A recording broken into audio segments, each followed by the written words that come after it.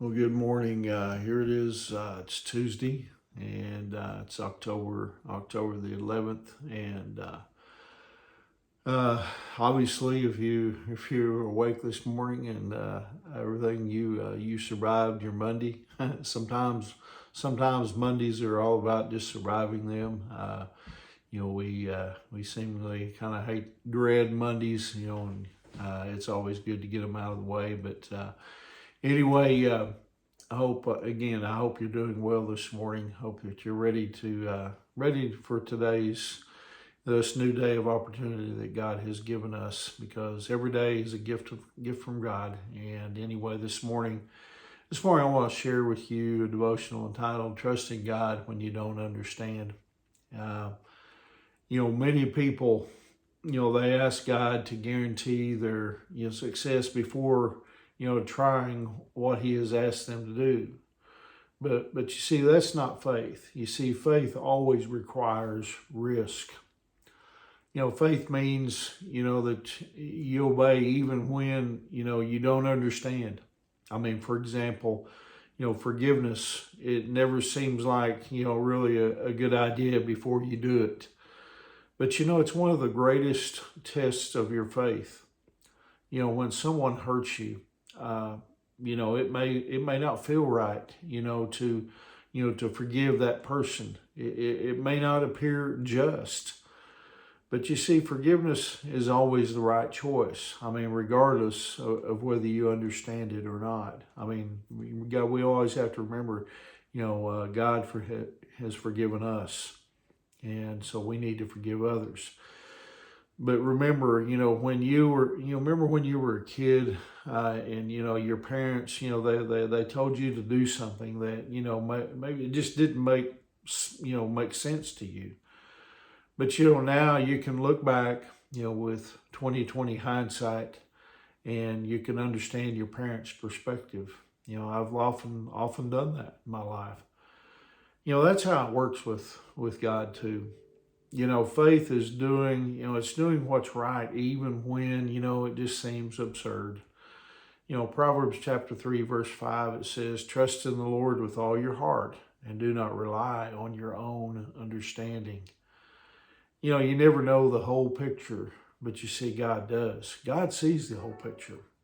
The Bible gives, I think a great example of this story of Gideon, in Judges chapter 7. Go read this story sometime and read it in detail.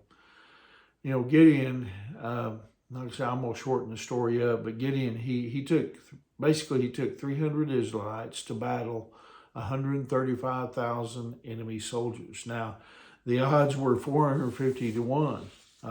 You see, God had the soldiers, take torches, trumpets, and clay pots. A command I'm sure that Gideon thought was just ludicrous. He thought that was just, I'm sure he had to think, that's just crazy, Lord. But then God told Gideon, to put the clay pots over the torches so that the light couldn't be seen at night, and go surround the enemy's camp. God's instructions, you see, were something like this. I think it probably went something like this: when I tell you to, blow the trumpets, break the pots, and let the torchlight suddenly shine out in the darkness. It will look like a huge army is surrounding the camp. It will cause mass confusion, and the enemy soldiers will end up, fighting each other. Gideon obeyed, and even though it didn't make any sense, the Israelites blew their trumpets, they broke their pots, and they revealed the light, from their torches. The enemy soldiers, they woke up in shock, and then they started fighting each other, instead of the Israelites.